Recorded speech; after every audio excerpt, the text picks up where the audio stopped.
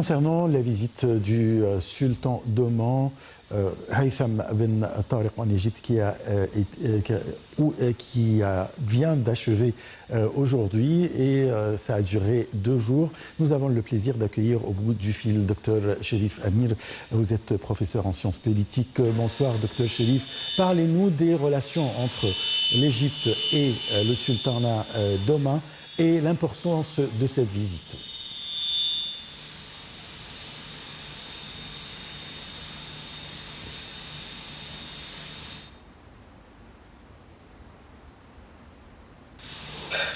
Oui, en fait, cette visite, c'est une visite remarquable parce que c'est la première pour le sultan d'Oman. On sait toujours que la relation bilatérale, ce sont des relations extraordinaires depuis des décennies. Alors, c'est un symbole de continuité de cette relation. L'Égypte et le sultanat d'Oman, ils ont en commun des contacts permanents sur diverses questions, surtout les questions régionales, les relations avec l'Iran, puisque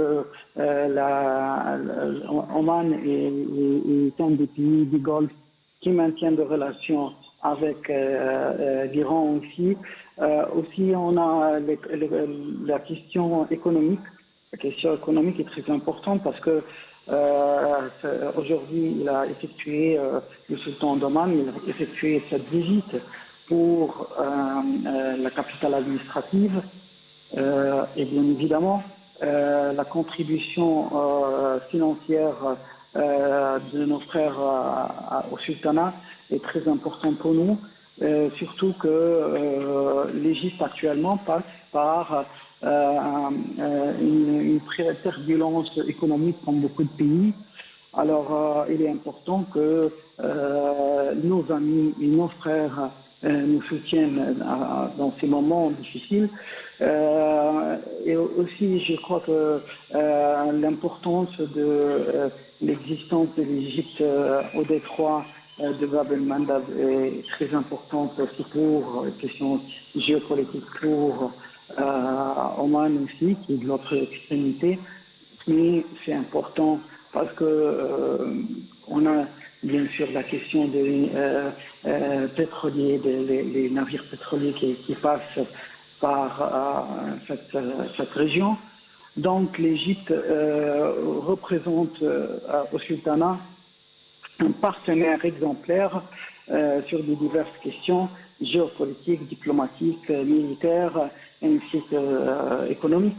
Il est intéressant de signaler aussi que le président ici a effectué une visite à Oman au premier jour de la prise du pouvoir du sultan d'Oman.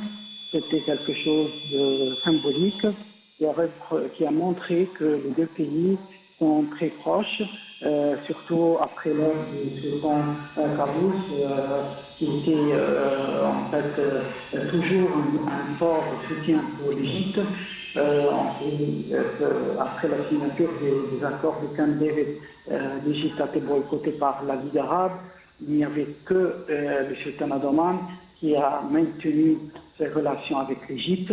On ne va jamais oublier ça, que le moment de l'isolement de l'Égypte dans son milieu arabe, il y avait uniquement la sultanat d'Oman présente pour le soutenir. Je crois que le sultan Haytham Ben Tariq Saïd est quelqu'un de jeune qui veut maintenir cette relation avec un grand pays comme l'Égypte. Il sera très intéressant de voir les projets qui vont être inaugurés. Ces projets sont très importants parce qu'elles donnent une ampleur à nos efforts économiques. Nos efforts économiques ont besoin de ce boosting, si on peut l'appeler comme ça. Et c'est quelque chose de très positif. Parce que ça vient après le sommet arabe. Et on sait tous que le sultanat d'Oman n'était pas représenté par le chef du sultanat, le sultan lui-même. Alors, il est important d'écouter l'opinion du sultanat sur les décisions qui ont été prises, sur les questions internationales aussi, comme la crise du conflit de la Russie avec l'Ukraine et la question israélo-arabe. Ce sont des questions très épineuses. On a besoin tous, en tant que pays d'Arabes, de souder les coups, d'être ensemble, d'être présents en tant qu'un seul front, une seule alliance, surtout quand il y a maintenant beaucoup de pression de la part des puissances internationales, que ce soit sur l'Égypte ou sur l'Arabie Saoudite ou sur les Émirats. Beaucoup de pays sont sous cette pression. L'Oman, c'est un pays pétrolier aussi. Alors bien sûr, il y a une pression aussi sur ce pays pour favoriser un camp sur l'autre, c'est-à-dire le camp occidental ou la Russie. Donc il faut s'organiser entre nous. Il faut trouver un milieu commun pour avoir au moins une voix commune devant la communauté internationale, d'être une vraie Ligue arabe, pas uniquement une ligue de sommet, mais une ligue comme nos partenaires européens, présents sur la scène internationale, influents, capables de changer les données et montrer qu'on est un seul bloc. Alors cette visite, c'est une visite très importante pour les deux pays. Ça envoie beaucoup de messages régionaux et aussi internationaux. Que les deux pays, ils ont l'intention de travailler ensemble sur de nombreux projets, que l'investissement d'Oman sera présent en Égypte. C'est la diversité que l'Égypte actuelle veut montrer, qu'on a plusieurs sources d'investissement, que ce soit américaines, russes, chinoises, européennes, émiraties, saoudiennes et aussi de l'Oman. Alors, tout cela rentre dans la politique générale du pays, la diversité, la continuité des relations et la coordination continuelle entre le président El-Sisi et ses homologues régionaux et internationaux. Je vous remercie beaucoup, Dr Cherif Amir. Je rappelle que vous êtes chercheur en sciences politiques. Là, Dr Cherif a parlé de la visite du sultan d'Oman, Haytham Ben Tareq, en Égypte, qui a été achevée il y a quelques heures, où il a rencontré le président Abdel Fattah el-Sisi et ils ont discuté des questions bilatérales ainsi que des questions régionales d'intérêt commun et peut-être mondial ou bien internationaux aussi d'intérêt commun aussi.